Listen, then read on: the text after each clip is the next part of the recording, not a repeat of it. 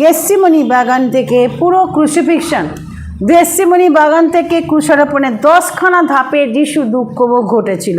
আজকে সেই বিষয়ে কিছুটা আলোচনা করব, তারপর আমরা ভিতরে ঢুকবো গেথসেমানিতে কী কী ঘটনা ঘটেছিল।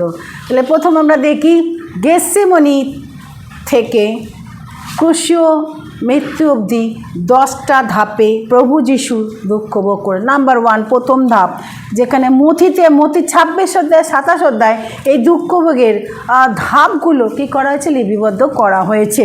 নাম্বার 1, প্রথম দুঃখভোগ, তার ফার্স্ট 10টি ধাপের ফার্স্ট ধাপ হচ্ছে কি, মথি 26 অধ্যায় 37, সেখানে গেথসেমানি বাগানে প্রভু যিশু দৈহিক ও আত্মিক দুঃখভোগ। ওকে, তাহলে প্রথম ধাপ হচ্ছে তার দুঃখভোগের মধ্যে প্রথম ধাপ হচ্ছে গেথসেমানি, এখানে দৈহিকভাবে আধ্যাত্মিকভাবে তার দুঃখভোগ ঘটেছিল। তারপরে দ্বিতীয় ধাপ হচ্ছে মথি 26 অধ্যায় 67, সেখানে মুখে থুতু তাকে দিচ্ছিল, আপনারা জানেন মুখে থুতু দিচ্ছে এবং ঘুষি তাকে কী করছিল, মারছিল, এটা একটা দুঃখভোগ। থার্ড ধাপ মথি 27 অধ্যায় 2, পিলাতের কাছে তাকে নিয়ে যাওয়া, বারব্বাসের কাছে কি করা, বারব্বাসকে পিলাতের কাছে নিয়ে যাচ্ছে বিচার করার পর বলে বারব্বাসকে আমরা কি করি, চাই, যিশুকে ক্রুশে দাও, বারব্বাসকে মুক্ত করো। এটাও একটা দস্যুকে, যে অপরাধী তাকে তারা ছুটি দিচ্ছে, আর যে অপরাধে নয় তাকে তারা কি করছে, ক্রুশে পেতে দিচ্ছে। তা তৃতীয় ধাপ। চতুর্থ ধাপ হচ্ছে কি 27 অধ্যায় 26, কোড়া প্রহার করা হলো, তাকে জানি আমরা কোড়া প্রহার করা, তাই তো, তাকে যেভাবে চাবুকের আঘাত দেওয়া হয়েছিল, 39টা কোড়া প্রহার তাকে করা হয়েছিল। তারপরে 27 অধ্যায় 28 থেকে 29 পদ, লোহিত বস্ত্র, যে সে বেগুনি বস্ত্র প্লাস মাথায় কাটার মুকুট, এটাও একটা কি দুঃখভোগের একটা ধাপ। নেক্সট 27 থেকে যখন 27 অধ্যায় 31 পদে, মথি 27 31 পদে ষষ্ঠ ধাপ হচ্ছে কি, ষষ্ঠ ধাপ তাকে গলগথার দিকে কি করছে, নিয়ে যাচ্ছে, এটা একটা দুঃখভোগের একটা ধাপ। নেক্সট 27 অধ্যায় 35 পদ হচ্ছে তাকে কি করালো, ক্রুশে, হ্যাঁ, তাকে ক্রুশে দেওয়া হলো, তাকে ক্রুশে ওঠানো হলো, আর তার দুই পাশে দুটো কি করা হলো, দস্যু, তাই না, তার দুই পাশে, ডান পাশের দস্যু, বাঁ পাশের দস্যু, তার মধ্যে একজন কি, সে মুক্তি পেয়েছিল, অদ্বৈ তুমি আমার সাথে পরম দেশে যাবে। নেক্সট ধাপ, অষ্টম ধাপ, তার নিন্দে করছিল, 27 অধ্যায় 39, মথি 27 অধ্যায় 39, তার নিন্দে করে, এটাও একটা ধাপ, তাই না, তাকে তুই না বলেছিলিস 3 দিনের মধ্যে উঠাবি, তুই না বলেছিস, তাকে তুই তো করা হচ্ছে, তার নিন্দে করা হচ্ছে, এটা। 27 অধ্যায় 46, নবম ধাপ, সে বলছে এলোহেলি লামা সাবক্তানি, ঈশ্বর আমার তুমি কেন আমায় পরিত্যাগ করছো, কেন আমায় পরিত্যাগ করছে, এটা একটা দুঃখভোগ।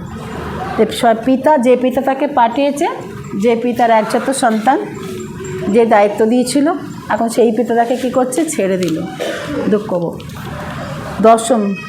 দশম যে ধাপ 27 অধ্যায় 50, উচ্চ রবে আত্মাকে সমর্পণ করলো, তাই না, পিতা তোমার হাসতে আমার আত্মাকে কি করি, সমর্পণ করি, সমর্পণের বাণী যেটাকে বলা হচ্ছে, আমরা সেই আত্মসমর্পণ করলো, উচ্চরবে আত্মাকে তার পিতার কাছে কি করলো, সমর্পণ। এবং এই যে 10খানা ধাপ, এই 10টা ধাপে দেখুন কত দুঃখভোগ তাকে করতে, যে 10টা ধাপে যিশু দুঃখভোগের প্রকৃত চিত্র কী করা হয়েছিল, তুলে ধরা হয়েছে। চলে আসি আজকে আমরা যখন লুক 22 অধ্যায় 39 থেকে 46 পদ যখন আমরা দেখছিলাম, লুক 22 39 থেকে 46 পদ, সেখানে লেখা আছে, সেখানে যেটা পড়ছিল লুক 22 অধ্যায় 39 থেকে 46, ফার্স্ট পার্ট, সেখানে বলছে কি, যে তিনি বাহির হইয়া 39 বাহির হইয়া আপন রীতি অনুসারে জৈতুন পর্বতে গেলেন এবং শিষ্যগণ তাহার পশ্চাৎ গেল। আমেন। বাইবেল আপনি দাগ দিতে পারেন, অসুবিধা নেই, আপনি দাগ দিয়ে করতে পারেন। লেখা আছে, প্রথম আমি দেখব যে তিনি অ্যাজ ইউজুয়াল যিশু কি বলছেন, তিনি আপন রীতি অনুসারে, লক্ষ্য করুন সেখানে বলছে আপন রীতি অনুসারে, অর্থাৎ এটা ছিল তার স্বাভাবিক কাজ, জৈতুন পর্বতে যাওয়া এবং সেখানে বা মাউন্ট অফ অলিভে ওখানে যাওয়া বা জৈতুন পর্বতে গিয়ে সেখানে প্রার্থনা করা ছিল তার কি স্বাভাবিক কর্ম। তাহলে প্রার্থনা ছিল তার কি স্বাভাবিক একটা কাজ, এটা কোনো মানে ছিল না যে হঠাৎ মনে পড়লো না, রেগুলার। বলছে লেখা আছে তিনি আপন রীতি অনুসারে জৈতুন পর্বতে গেলেন। আমেন। আপন রীতির জৈতুন পর্বতে গেলেন, যে তিনি যেতেন প্রার্থনা করতেন। প্রভু যিশুর প্রার্থনা করার কথা বাইবেলে অনেক জায়গায় রয়েছে। তিনি অতি প্রত্যুষতে প্রার্থনা করতেন, তাই তো? কখনো তিনি দূরে গিয়ে প্রার্থনা করছেন, এবং লোক দেখিয়েছে উপর হয়ে বসে সে কী করছে, প্রার্থনা করছে। তাহলে কিন্তু সেই জায়গাটা ছিল মাউন্ট অলিভ, সেটা ছিল কি কিদন স্রোতের কাছাকাছি, জেরুজালেম থেকে একটু কিছুটা দূরে, যেখানে যোহন 18 অধ্যায় 1 পদে একই কথা বলা আছে, কিন্তু যোহন কিন্তু পর্বতের কথা বলছে না, সেখানে বলছে যে যেখানে বলা আছে যে জলপাই বৃক্ষের নিকটে সে গিয়েছিল, যোহন 18 অধ্যায় 1 পদে। সুতরাং বিভিন্ন সুসমাচার আমরা দেখতে পাই, কিন্তু সিমিলারিটি একটা, যে তিনি সেই অলিভ বা জৈতুন পর্বতে গিয়ে কী করছেন, প্রার্থনা করছেন, প্রার্থনা তিনি করছেন। ভাই বোন, তার এই প্রার্থনা, অর্থাৎ এই যে জৈতুন পর্বতকে বেছে না, লোকেশন, তাই তো? লোকেশন আজকে আপনার এবং আমার জীবনে লোকেশন অনেক সময় লোকেশন খুব ইম্পর্টেন্ট থাকে আমাদের কাছে। যেমন একটা ফর এক্সাম্পল আমরা বলি সতত আনন্দ করে অবিরত প্রার্থনা করতে, কিন্তু প্রভু যিশুর এই লোকেশন সেটি মেনেছিল। অ্যাজ ইউজুয়াল সে কী করতো, যেত। আপনার জীবনের লোকেশন কোথায়, প্রার্থনার লোকেশন কোথায়, কোথায় আপনার সেই প্রার্থনার বেদি? ইভেন যখন মনে আছে প্রতিদিন এদেন উদ্যানে আদমের সঙ্গে দেখা করতে আসতো, আদম হওয়ার সঙ্গে ঈশ্বর দেখা করতো, তাই তো? লোকেশন, তাই তো? লোকেশন, তাই তো? তাহলে সঠিক একটা জায়গা আমাদের, যেখানে আমরা ডাকবো ঈশ্বরকে এসে। প্রভু যিশু সেই জৈতুন পর্বতে যে রেগুলার বেসিসে সে আসতো, এবং সেটা তার কাছে নতুন ছিল না, তার ব্লাডের মধ্যে ছিল ঢোকানো। অর্থাৎ এখানে আমার এই জায়গা, এখানে আমি কী করবো, প্রার্থনা। আজকে আপনি নিজেকে প্রশ্ন করুন, আপনার লোকেশন কোথায়, প্রেয়ার লোকেশন কোথায়, কোথায় আপনার প্রার্থনা আছে? অনেকে বলে আমি সব সময় প্রার্থনা করছি। কোথায় আপনার একান্তভাবে প্রার্থনা করার জায়গা কোথায়? কারণ সেই জায়গায় যখন আপনি ডাকবেন স্বয়ং ঈশ্বর সেখানে কী করবে, উপস্থিত হন। আপনার লোকেশন, যে বাক্য এবছর ঈশ্বর দিয়েছে, বড় অদ্ভুতভাবে এই বাক্য ঈশ্বর দিয়েছে। হোয়ার ইজ এ লোকেশন কোথায়? যখন এই বাক্য প্রস্তুত করছিলাম, এই বাক্য আমার মধ্যে কথা বলেছে যে তোমার লোকেশন কোথায়, কোথায় তুমি অ্যাজ ইউজুয়াল প্রার্থনা করো, কোথায় তুমি প্রার্থনা করো, কোথায় সেই জায়গা, কোথায়? প্রভু যিশুর সে জায়গা ছিল। ওকে, তাহলে প্রথম আমরা দেখলাম জৈতুন পর্বত, সকলে আমরা বলি জৈতুন, তিনি সেখানে যেতেন। সেকেন্ড আমরা এবার চলে আসি, সেকেন্ড আমরা দেখতে পাই, বলছেন দেখুন সেই জৈতুন পর্বতে আসার পর সেই রাত্রের কী ঘটনা, রাত্রের সেই বিখ্যাত বিশ্বাসঘাতকতার রাত্রি, তাই না? আমি বলবো বিখ্যাত বিশ্বাসঘাতকতার রাত্রি, যা তিনি সারা জীবনও ভাবতে, তিনি জানতেন স্বয়ং ঈশ্বর, কিন্তু আমরা কি সারপ্রাইজ হয়েছি, কেন করলো? তিনি জানতেন যে এদের মধ্যে একজন তাকে ধরিয়ে দেবে, তিনি জানতেন কে সেই কালপিট, তিনি জানতেন তাকে কি ঘটনাটা ঘটতে চলেছে, সব কিছু তার নখ দর্পণে, তবুও তিনি কি করলেন, সেটাকে তিনি নিলেন, অ্যাকসেপ্ট করলেন। সেই বিট্রায়াল নাইট বা সেই বিশ্বাসঘাতকতার রাত্রি, নাম্বার 1, এই বিশ্বাসঘাতকতার রাত্রিতে কী হয়েছিল না, একটা ড্রামা টাইপের হচ্ছিল। কি একবার তাকে কি করা হচ্ছিল না, তাকে নিয়ে যাওয়া হচ্ছে, গ্রেপ্তার করছে, লোকেরা আসছে, সৈন্যবাহিনী আসছে, তাই না, তাকে করছে, এবং ইস্করিয়ত জিউদা আসছে, অল দিস নাটকের মধ্যে নাটকীয় একটা ঘটনা ঘটছিল ওই গেতসেমানি বাগানের মধ্যে। ওই গেতসেমানি বাগানের মধ্যে চিন্তা করুন, একটা জৈতুন পর্বতের নিচের সাইডে গেতসেমানি বাগান, সেই বাগানে যখন সে ঢুকছে, আর এই নাটকে ঘটে, সেই রাত্রি ছিল ভয়ঙ্কর রাত্রি। তার কারণ যে তিনি এই ঘটনা তার জীবনে ঘটবে, এই ঘটনা যদি না ঘটতো, তিনি যদি না ক্রুশিত হতেন, তাহলে আপনি এবং আমি পাপ থেকে মুক্ত হতে পারতাম না। তাহলে সেটা ছিল কি একটা বিট্রায়াল নাইট, সেই বিশ্বাসঘাতকতার রাত্রি। আর সেই রাত্রিতে তিনি নাটকীয় একটা ঘটনা ঘটছে। এই রাত্রি প্রভু যিশু কী করেছিলেন, তার ইচ্ছা ছিল তার শিষ্যদের সঙ্গে খাওয়ানোর জন্য, খাবে একসঙ্গে বসে, তাই না? তিনি জানতেন চলে যাচ্ছেন, লুক তার 22 অধ্যায় 14 থেকে 16 পদ, তাই না, লুক 22 অধ্যায় 14 থেকে 16 পদ, তিনি জানতেন চলে যাচ্ছেন, কিন্তু যাওয়ার আগে তাদের সঙ্গে কী করতে লাগলেন, খাওয়ার জন্য তার ছিল, প্রচেষ্টা ছিল যে আমি ওদের সঙ্গে বসে কি করব, খাবো, তাই তো, খাবো। আমরা প্রত্যেকেই খেতে ভালোবাসি, কিন্তু এই খাওয়া ছিল অন্য ধরনের খাওয়া, লাস্ট সাপার, এই জন্য বলা হচ্ছে কি শেষ খাওয়া। শেষ খাওয়া। অনেক সময় বাড়িতে আমরা বলি নাকি শেষ খাওয়া খাচ্ছে, এত খাচ্ছে কেন? এই যিশুর কিন্তু শেষ খাওয়া কিন্তু ওই খাওয়া না, এই খাওয়া হচ্ছে কি যে তিনি তাকে ভালোবাসেন, আর তোমাদের সঙ্গে জাগতিকভাবে দেখা হবে না, কিন্তু আত্মাতে আমাদের সঙ্গে মিল থাকবে, তাই তো? লাস্ট সাপে এখানে বিশ্বাসীদের সবই তার দরকার। আমরা অনেক সময় হয় কি, আমরা করি কি, দেখবেন একা একা আমরা সব ঘুরতে যাই, বেড়াতে যাই, আমি সরি আমাকে ক্ষমা করবে না, তো আপনারা বলছেন রেগে রেগে যাবেন, ডাজন্ট ম্যাটার। আমরা নিজেরা কী করি, আমরা নিজেরা পার্টি করি নিজেরা, কিন্তু কতজন আমরা বিশ্বাসী বর্গের সঙ্গে সহভাগিতা করি। আমেন। যখন চার্চের কোনো হয়, কোনো ক্যাম্প হয়, তখন আমরা অনেক এক্সকিউজ দিই, পায়ে ব্যথা, গায়ে ব্যথা, অমুক ব্যথা, তমুক ব্যথা, রাস্তা চিনি না, বাট অ্যাভয়েড অ্যাবাউট আদার্স, আমরা তখন ছুটে চলে যাই। তখন রাস্তাও চিনতে পারি, পা ব্যথা সব কী হয়ে যায়, নিমেষে ভ্যানিশ। প্রিয় ভাই বোন, যিশু দেখিয়েছেন, যিশু তো নিজেকে আলাদা আলাদা খেতে পারতেন, বিশ্বাসীদের সঙ্গে খাওয়া, সহভাগিতা। যিশু ডিজায়ার ছিল যে তিনি তার এই পাস ওভার মিল বা সেই নৈশ ভোজ তার শিষ্যদের সঙ্গে বসে কি করবেন, খাবেন। আপনার কি ডিজায়ার আছে যে আমরা যখন এখানে আসি, এটা হচ্ছে আমাদের সেই নৈশ ভোজ, বা আমরা সেই ভোজ, আমরা প্রভুর ভোজ আমরা গ্রহণ করি। অ্যাপার্ট ফ্রম দ্যাট, যখন কোনো মণ্ডলী, তখন আমাদের সেই ডিজায়ার থাকবে যে আমরা একসঙ্গে বসে কি সহভাগিতা করব, একসঙ্গে আমরা খাওয়া দাওয়া করব। আমেন। একসঙ্গে খাওয়া দাওয়া করব। প্রভু যিশু আমাদের সেটা দেখিয়ে দিয়ে গেছেন, তার ডিজায়ার ছিল। আমি জানি পরিবারের সঙ্গে খেতে সবাই ভালোবাসে, কিন্তু দেখুন প্রভু যিশু তার বাড়িতে তিনি গেলেন না, তিনি বিশ্বাসীদেরকে নিয়ে ভোজের ব্যবস্থা করলেন, তাই না? ভোজের ব্যবস্থা করলেন, তাদের সঙ্গে বসে কি করলেন, শিষ্যদের সঙ্গে তিনি বসে খেতে আরম্ভ করলেন। যা কত দুঃখ তার, জানে এরপরে কি ঘটনা ঘটছে, তবুও তিনি খাচ্ছেন, তাই তো? আর আমরা দুঃখ করলে কি খাই না? না, দুঃখ করলে খাই, আমরা খাই না, আমরা খাবো না, কেঁদে কেঁদে আমরা কী করি, না খেয়ে শুয়ে পড়ি দুঃখের সময়। কিন্তু সেই দুঃখের সময় একটা লেসন আমরা দেখি যে দুঃখের সময় তিনি খাচ্ছেন। দরকার খাওয়া আমাদের, দুঃখ কষ্ট জীবনে পার্ট অফ আওয়ার লাইফ, কিন্তু তার সত্ত্বেও আমাকে কী করতে হবে, খেতে হবে। এই খাওয়া তিনি দেখিয়ে গেছেন। সুতরাং তিনি চেয়েছিলেন যে একবার লাস্ট টাইম যেন তার শিষ্যদের সঙ্গে কী করেন, হাঁটেন। তাহলে সেই অভিশপ্ত রাত্রি বা সেই বিট্রায়াল নাইট, বিশ্বাসঘাতকতার রাত্রি ছিল কি একটা নাটকীয় রাত্রি। সেকেন্ড থিং, সেখানে তার খাওয়ার ইচ্ছা ছিল তার শিষ্যদের সঙ্গে। থার্ড থিং, সেই রাত্রিতে তিনি কী করলেন, অ্যানাউন্স করলেন কে তাকে কি করবে, ধরিয়ে দেবে। মতি 26 অধ্যায় 21 থেকে 24 পদ, মতি 26 অধ্যায় 21 থেকে 24 পদ, মতি 26, 21 থেকে 24 পদ। দেখুন সেখানে কি লেখা আছে, 21 থেকে 24।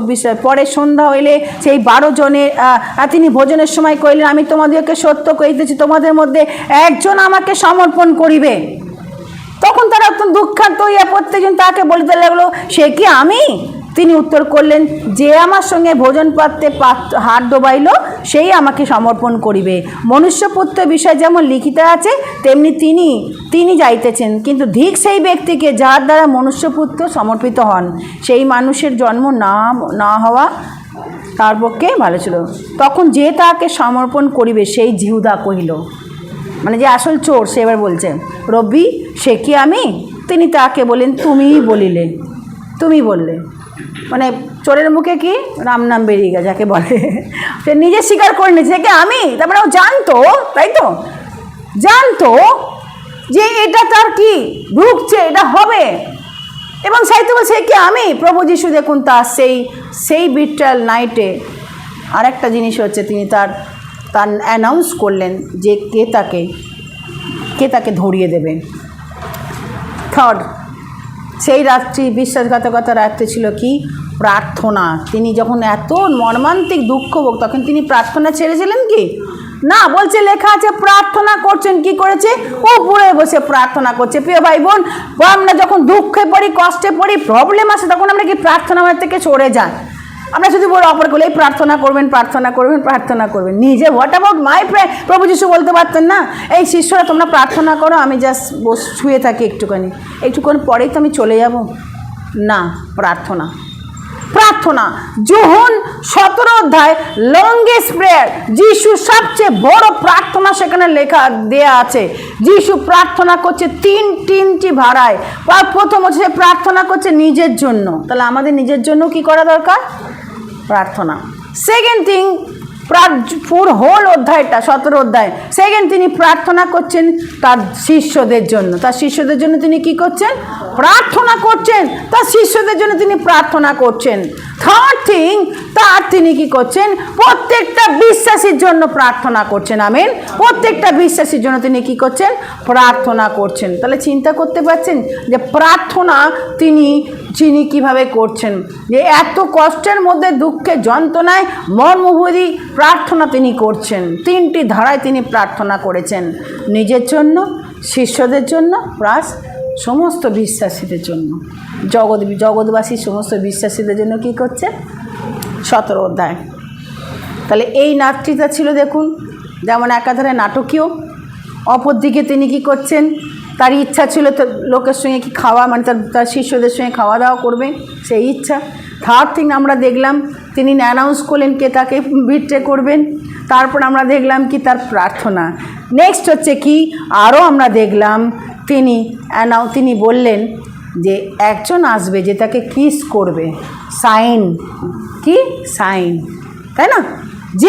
যে কিস করবে সেই হচ্ছে সেই লোক, তাই তো? মতি 26:47 থেকে 49 দেখুন, মতি 26:47 থেকে 49 সেখানে কি বলছে?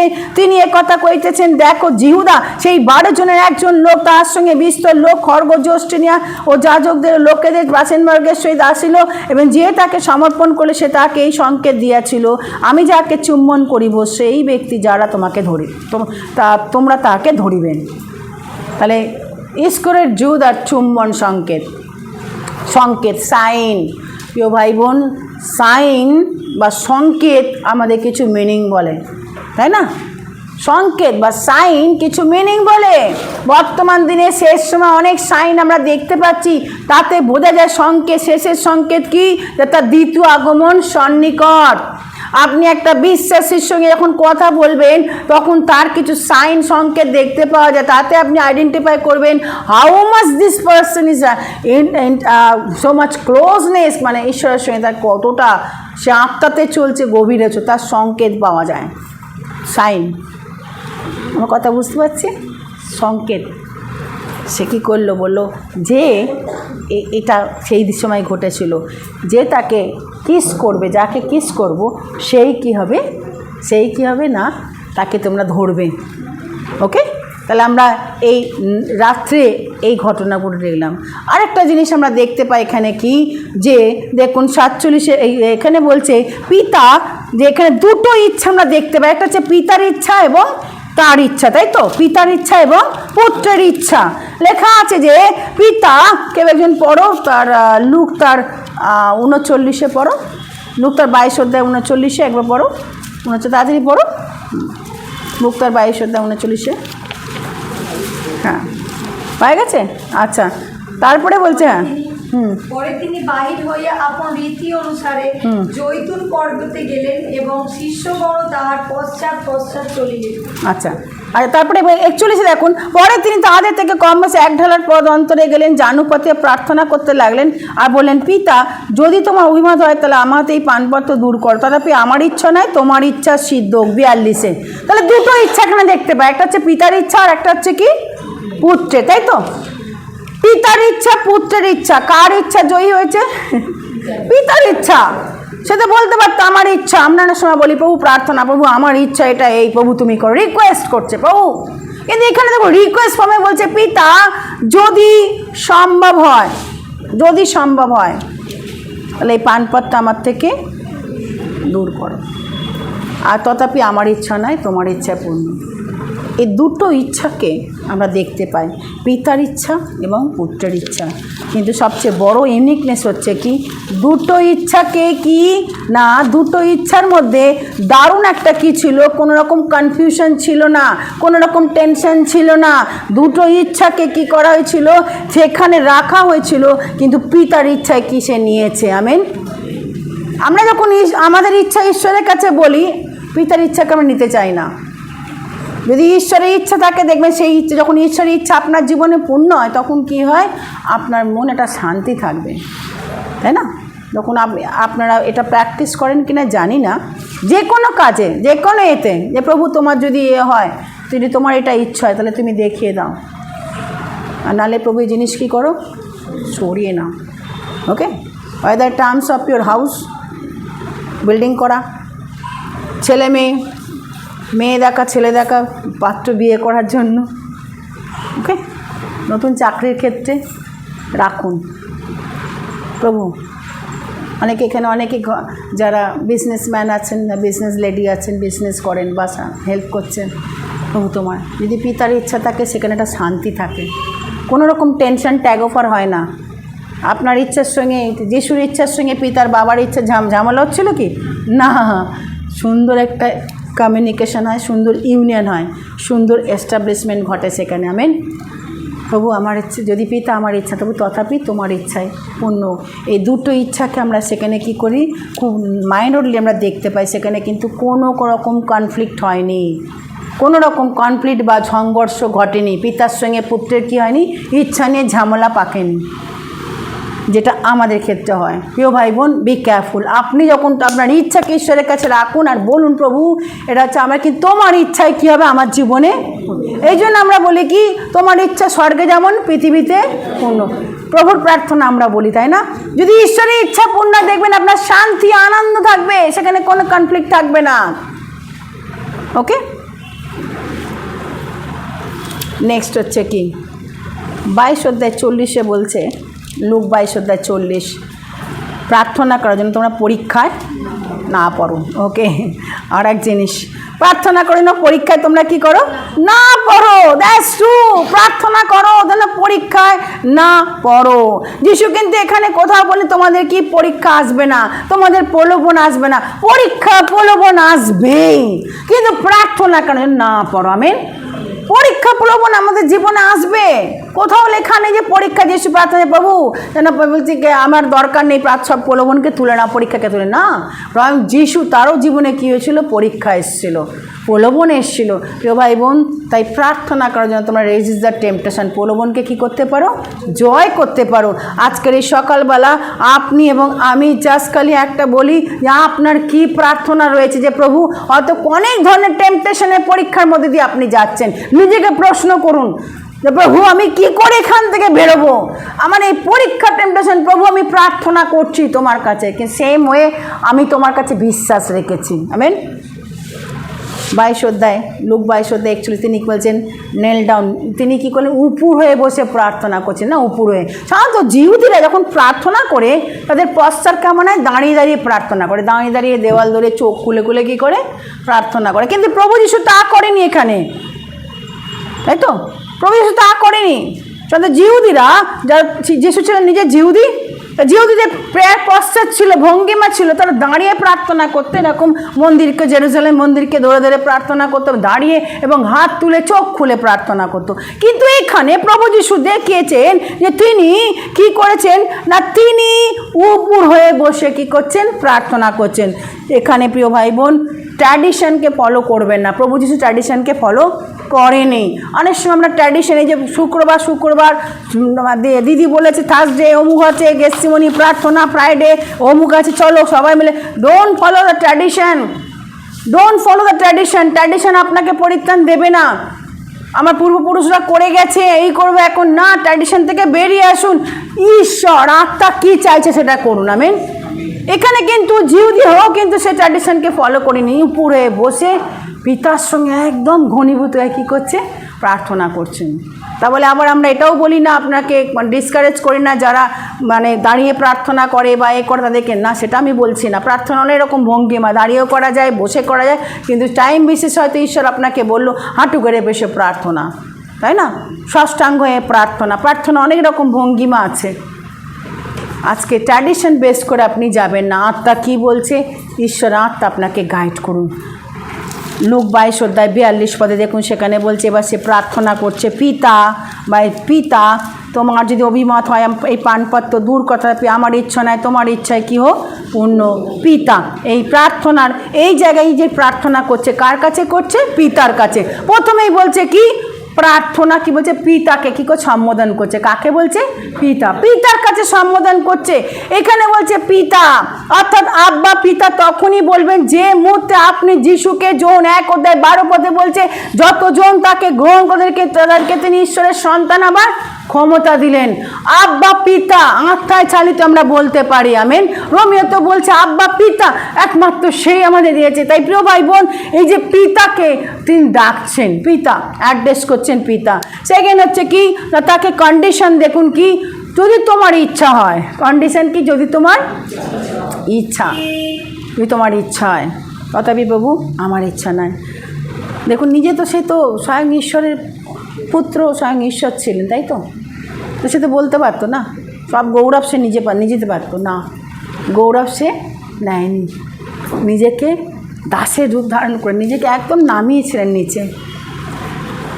তার কন্ডিশন যে প্রভু আমার ইচ্ছা। নেক্সট হচ্ছে পিটিশন। এই কাপকে মিনতি করছে, এই কাপকে তোমার কাছে বলছি প্রভু, যদি সম্ভব হয় এই কাপকে তুমি কি করো, পিটিশন। তাই প্রার্থনার মধ্যে আমাদের পিটিশন থাকা ভালো, মিনতি থাকা ভালো, তাই না? মিনতি থাকা করতে, মিনতি, প্রভু তোমার কাছে মিনতি করি, বিনতি করি প্রার্থনায়। প্রভু তোমার কাছে মিনতি করি, বিনতি করি, জাতির জন্য, পরিবারের জন্য, নিজের জীবনের জন্য মিনতি করি, বিনতি করি, সাবমিশন, সমর্পণ করি। প্রভু আমার ইচ্ছা নয়, তোমার ইচ্ছায় কি হোক, তোমার ইচ্ছায় পূর্ণ হোক। প্রিয় ভাই বোন, ঈশ্বরের ইচ্ছা পূর্ণ হওয়ায় কি আমাদের জন্য প্রযোজ্য। ঈশ্বরের ইচ্ছা পূর্ণ হয় আমাদের জন্য কি প্রযোজ্য। আজকের এই সকালবেলা আপনি এবং আমি একই কথা বলি যে প্রভু তোমার, আমার ইচ্ছা নাই, তোমার ইচ্ছায় পূর্ণ হয়। তিনি আমাদের প্রত্যেকের কি সিনকে, পাপকে তিনি নিজের মাথায় কি করেছিলেন, নিয়েছিলেন। যদি তিনি হচ্ছেন সিন বেয়ারার, আপনার এবং আমার পাপের পশরা তিনি মাথায় তুলেছিলেন। যদি না তুলতেন তাহলে আপনি এবং আমি হয়তো পরিত্রাণ পেতাম না। প্রিয় ভাই বোন, আপনি এবং আমি পরিত্রাণ পেতাম না। আর রক্ত সেচন ব্যতীত পাপ মোচন হয় না। যিশু সেই পবিত্র রক্ত তিনি ঢেলে দিয়েছেন। তিনি নির্দোষ মেষ শাবক ছিলেন, নিজেকে বলীকৃত করেছেন আপনার এবং আমার জন্যে। আমেন। লাস্ট পার্টে আমরা চলে এসেছি। লুক 22 অধ্যায় 43 বলছে, দেখুন, তখন স্বর্গ থেকে এক দূত দেখা দিয়ে তাকে কি করলো, সবল করলো। কি করলো? কে সবল করলো? স্বর্গ থেকে দূত, তাই তো? স্বর্গ থেকে দূত সবল করলো। আমেন। ভাই বোন, দূত, এঞ্জেল আপনাকে কি করবে? দূতগণ আপনাকে সেবা করবে। হিব্রীয় পুস্তকে বলছে দূতগণ হচ্ছে সেবাকারী, তারা সেবা করবে, আমাদের সেবা করে। অনেক সময় দেখবেন Angel as a form of human being তারা আসে এবং আপনাকে সাহায্য করবে। দেখুন যিশুর সময় সে তো তার কিন্তু যা নিজের লোক, তার শিষ্যদের তিনি চেয়েছিলেন যে তারা কাছে আসুক না। সবাই কি করছিল? ঘুমোচ্ছিল, তাই তো? তাই তিনি কতবার তাদেরকে জাগালেন? কতবার জাগালেন? 3 বার। আর কি বলছে, তোমরা কি আমার জন্য প্রার্থনা 1 ঘন্টা জেগে থাকতে পারো না? তিনি 3 বারই এসে দেখছেন কি ঘুমোচ্ছেন। তিনি আশা করেছিলেন যে এরাই তাকে সবল করবে, তাই না? আশা করেছিলেন যে এরা পাশে রয়েছে, খাওয়া দাওয়া করে গেছে, ওনাকে কি করবে, যে আপনি গুরু চিন্তা করুন। সব তো তারা জানতো। তাও দেখুন, যখন কেউ থাকে না, দূতগণ নেমে আসে। আমেন। তার পাশে সেই সময় 4 পাশের ভর্তি শিষ্যরা, এই 3 জন শিষ্য ভর্তি, বা আশেপাশে আরও ছিল, 3 জন ইনার সার্কেলে ছিল। তারা 3 জন ইনার সার্কেলে, বাকি শিষ্যরা বাইরে ছিল। কিন্তু বাক্য বলছে এই 3 জনও কিন্তু তার পাশে গিয়ে একবারের জন্য তাকে ধরে বলেনি, পিতা, প্রভু আপনি কেন চিন্তা করছেন, আমরা আছি, প্রার্থনা করছি না। তারা বলেনি। তারা কি করছে? ঘুমাচ্ছিল।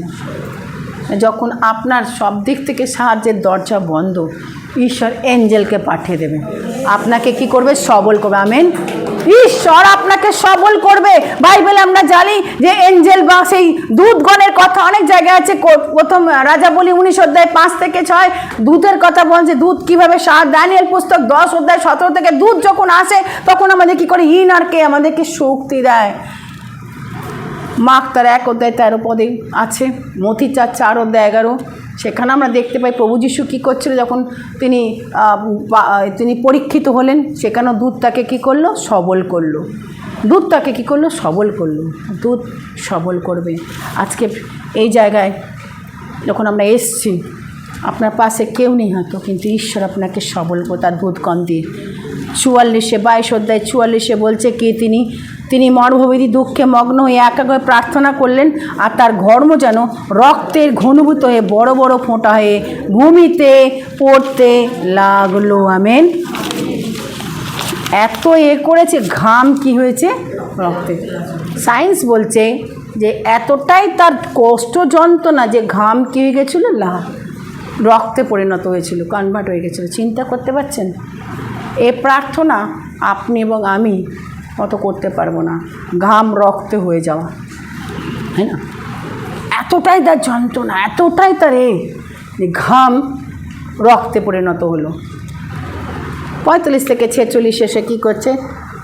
46 এসে কী দেখছে? প্রার্থনা যখন করে উঠল, শিষ্যদের কাছে দেখছে কি আবার ঘুমাচ্ছে। কেন ঘুমাচ্ছ? আর হোয়াই আর ইউ স্লিপিং? কেন ঘুমাচ্ছ? তাই না? তোমরা কি ওঠো, প্রার্থনা করো, পরীক্ষায় না পড়ো। প্রিয় ভাই বোন, এখনও এমন সেই জিনিসই চলছে। এখনও বিশ্বাসী ঘুমাচ্ছে, এখনও পরজাতীয় মানুষেরা, জগতের মানুষ কী হচ্ছে? ঘুমাচ্ছে। যদি বিশ্বাসী হয়ে আমরা ঘুমিয়ে পড়ি, তাহলে ওরা তো কোন ছেড়ে দিই। আজকে আপনার আমার চিন্তা করুন। আজকে আমাদের ওঠার প্রশ্ন হচ্ছে আপনাদের আধ্যাত্মিক জীবনকে কী করে জাগানো। জাগতিকভাবে অনেকেই সজাগ, জাগতিকভাবে সকলে জেগে আছে, আমরা আধ্যাত্মিকতায় কি আমরা কি আমাদের আত্মা ঘুমিয়ে আছে। জাগান। আবার বলি, আমরা কিন্তু জগতে বাস করছি বিশ্বাসীরা, কিন্তু জগৎ আমাদের জন্য না, আমরা কার? তাহলে ঈশ্বরের মাইন্ড। দেখবেন, আপনি পরীক্ষা করে দেখবেন, প্রকৃত বিশ্বাসী যারা স্পিরিটফুল বিশ্বাসী হয়, আত্মায় চালিত বিশ্বাসী হয়, তাদেরকে আত্মার কথা বলুন, সে ভালো লাগবে না। জগতের কথা, যদি আত্মায় চালিত হয়, আত্মার কথা বললে তার ভালো লাগবে, জগতের কথা সে শুনতে চাইবে না। কিন্তু যারা জাগতিক, তাদেরকে জগতের কথা বলে সে জগতের সব আলোচনায় বেশি করবে। তখনই বুঝে যাবেন this spirit not from the god spirits, তাই না? গড স্পিরিট নেই এর মধ্যে। গডলি স্পিরিটের পার্থক্য হচ্ছে গডলি স্পিরিট, আধ্যাত্মিকভাবে চালিত হওয়া স্পিরিট, যে আত্মা আমরা চলি, আমাদের সবসময় আত্মার কাজে আমরা আনন্দ পাই, আত্মার কাজে আনন্দ পাই। প্রভুর কাজে আমরা কি পাই? আনন্দ পাই। জগতের কাজে আমরা আনন্দ পাই না। জগৎ কি হলো না হলো, অমুক হলো, আমরা আনন্দ পাই না। প্রিয় ভাই বোন, আজকে এই জিনিস গেটসেমানি বাগানে আমরা কি করলাম? এগুলো শিখলাম। আমেন।